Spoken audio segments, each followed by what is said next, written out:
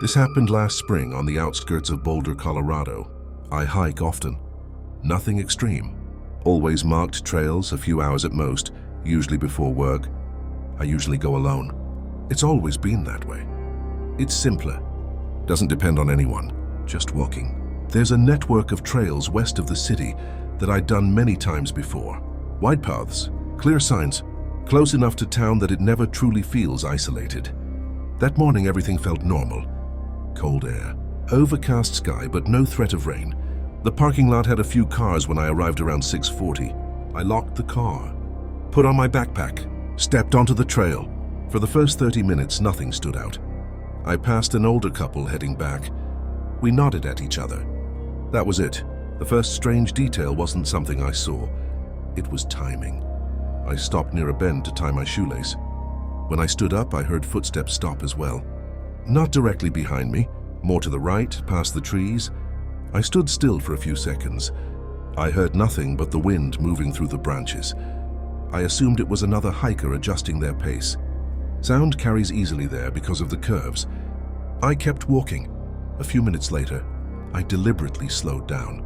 I walked slower than normal. If someone was behind me, they would have passed. No one did. That's when I started to notice the silence. No birds, no distant voices. Just the wind and my footsteps on the ground. See, I looked back at the last curve. I didn't see anyone. The trail narrowed after that. Vegetation grew closer. Trees closed in. I thought about turning back. Not out of fear, more out of discomfort. That feeling that something wasn't fitting together properly. But I kept going.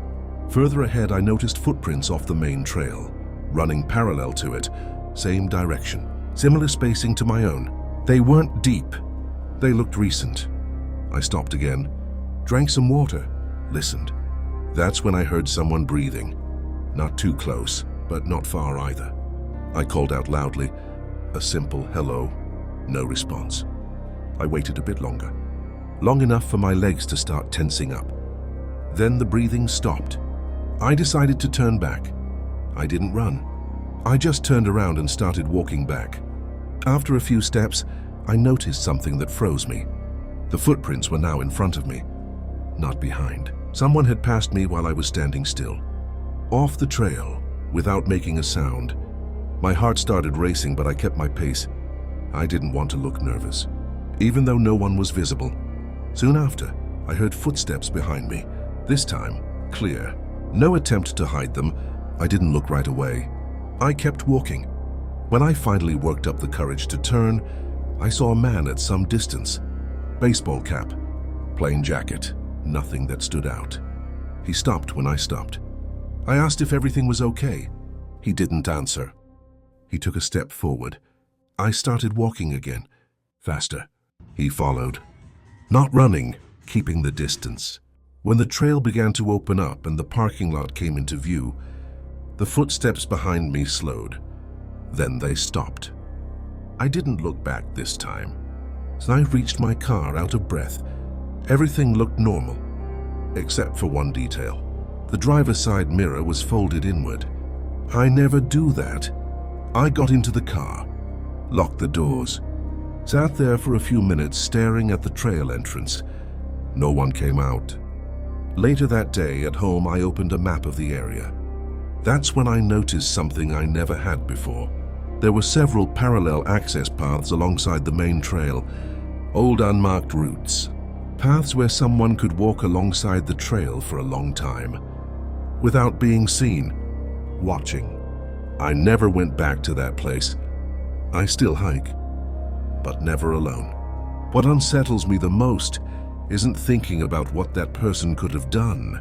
It's knowing that for a long time, someone was close enough to follow me, without me realizing anything at all, and that I only got away because for some reason they allowed it.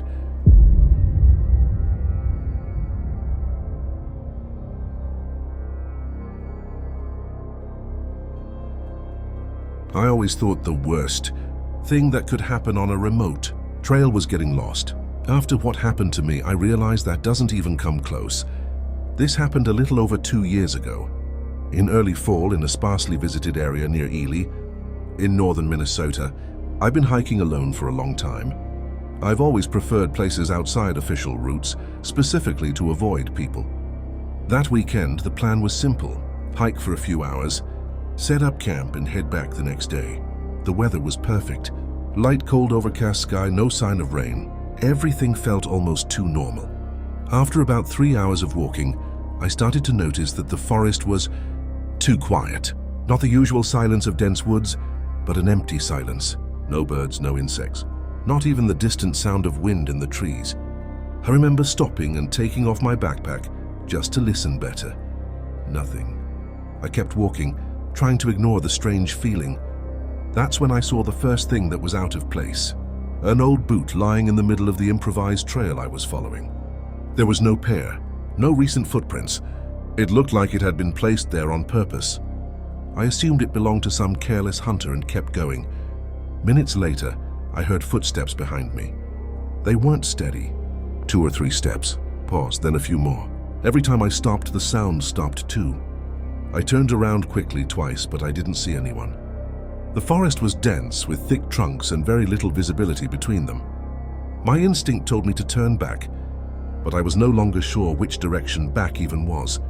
That's when I came across a small clearing with a circle of stones in the center, as if someone had made a fire there. The problem was that there were no ashes, just dark, disturbed soil. Around it, several tree trunks had deep marks, irregular carvings, like poorly made symbols. Nothing I recognized. The discomfort turned into real fear. When I turned to leave, I heard a low male voice coming from the woods. "You shouldn't have come in here alone." I froze. I asked who was there. There was no answer. Instead, I heard another step, this time from the opposite side. That's when I realized it wasn't just one person. They were moving slowly, closing in. That was the moment it hit me. I wasn't being followed by chance. I had been noticed long before. I started walking faster, trying to stay calm. The footsteps followed. Then they sped up. Branches snapped.